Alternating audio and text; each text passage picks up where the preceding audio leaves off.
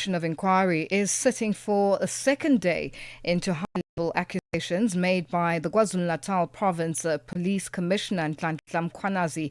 The Commission is probing allegations of political interference within the South African Police Service. Mkhwanazi is continuing his testimony before the Commission today and in the country's capital, Pretoria. And to give us the latest of what is coming out, we are joined on the line by our reporter who is attending the sitting, Dimakatso Leshoro. Dimakatso, good afternoon, and thank you for joining us on Africa Update.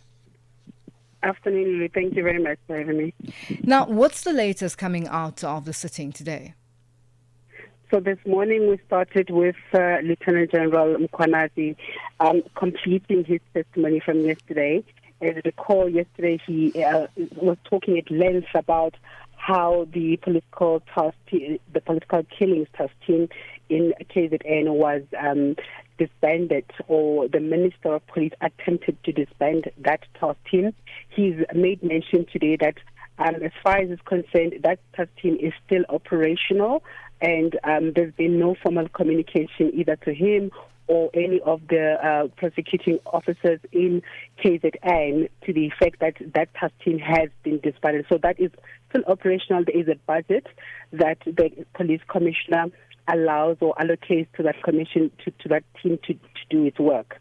So he's also then talked about the famous dockets, Lulu, the 121 dockets that I'm sure you are aware of, that were taken when the letter from the minister was sent to disband the task team. The dockets that were taken to General Sibiya's office. He says that those dockets, when they were sent back to KZN, they found that there was nothing done on those dockets in terms of further investigation.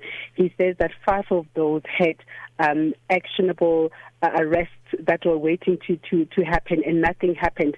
He made the point that as soon as those dockets were taken back to KZN and they were scanned, they effected the arrest, and the investigation that had paused are now continuing. So he's made mention of the fact that, you remember, Lulu, that this commission is looking into corruption within the NPA, within the police, within the Metro Police, and politicians. He's made mention of how some cases were withdrawn by the National Prosecuting Authority in South Africa under questionable or over questionable reasons. These cases are quite serious, including murder, intimidation, unlawful possession of firearms, and how some of those suspects were given bails time over and over, even though they had already faced cases of or facing cases of murder, in some instances up to 4 cases of murder, and they were still granted bail. So that's what we've been hearing thus far. I did hear at some point he was talking about how some of the individuals were granted bail, having other cases, and also then committing other murders and other cases, then brought back to the court and still being able to get bail, which is quite interesting for cases that now that we're seeing. I mean, yesterday it was Kat Madlala's appearance in court, and his bail was denied. So it's a very interesting unfolding of events that we are seeing now. Any reaction to what the commissioner is saying that you're getting to hear in the commission so far? So before we even go to that, Lily, just to add on to what you were just saying now, so what we've just been listening to currently is about Parliament, who are involved somewhat in this whole agenda to disband this task team. Is at the center of this political killings, of everything that the shenanigans that are happening within the SAPS aims what they have action of a member of Parliament of the National Coloured Dimakatso, I'm going to ask you to go back to the position where you were in before we started losing you, because now you're breaking and we're losing out on a lot of information that you're giving us. Oh, I'm sorry. I don't know if you can hear me now. Okay, now that's a lot better. Okay. All right, let's try again. You were talking about how Parliament is also sort of involved or being highlighted as wanting this political task team to be disbanded. He's made mention of one particular individual, Mr. Fadil Adams, who is the leader of the National Coloured Congress in Parliament, about how he is not a member of the Joint Steering Committee on Intelligence. You know that, Lulu, that is a secret committee that deals with South Africa's intelligence. The hearings are not held in public. All the information there is secret, and all the members there are vetted. This individual has not been vetted, but apparently he has access to intelligence. He's gone on to open cases alleging that some members, when vetting around issues that he shouldn't have access to because he's not a member of that committee. He's went to made allegations that there is abuse of a secret fund of within the intelligence, which he's not supposed to have that information. So the point that he's making is that you have members of parliament who are abusing their position and are abusing their access to information and using that to get the minister to take actions which are seemingly of office.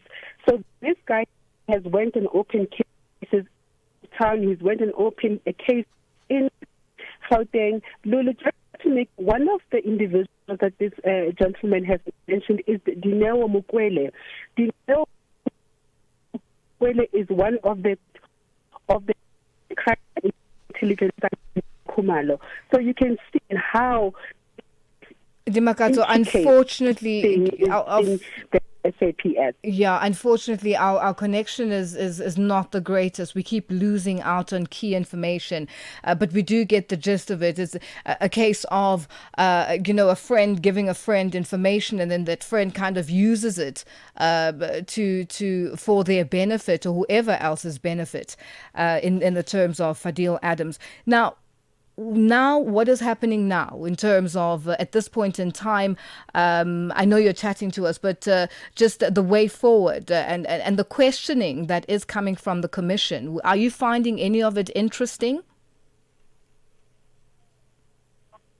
Interesting. Mr. Mkhwanazi, the general mention of the DA Member of Parliament, Diane Collins. We don't know he's made mention of the fact that these members of Parliament have access to information they shouldn't have, and they've abused that. So we don't know what the allegations against Diane Collins are. She's a veteran Member of Parliament, so that will be interesting to hear what he has to say, given that the DA stance against corruption and, their endeavor to make sure that people are prosecuted.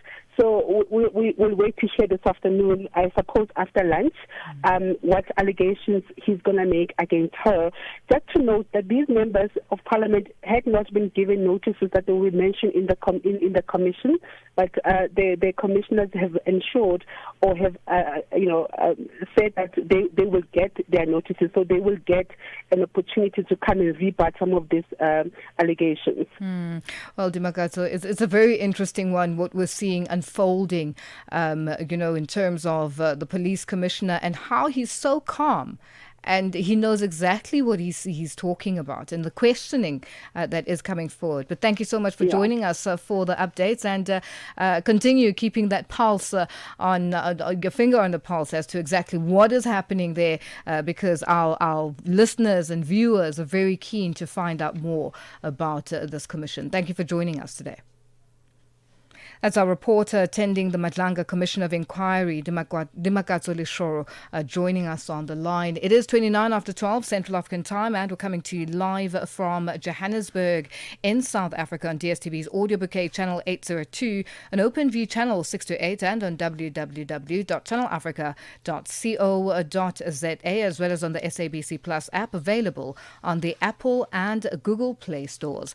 Join us in conversation on our social media platforms. That's on X, Instagram, and subscribe on YouTube at Channel Africa 1. On Facebook at Channel Africa, you can also send us your comments and voice notes to +2763 at 406-9126 #Africa Updates, and let us know which country you're in.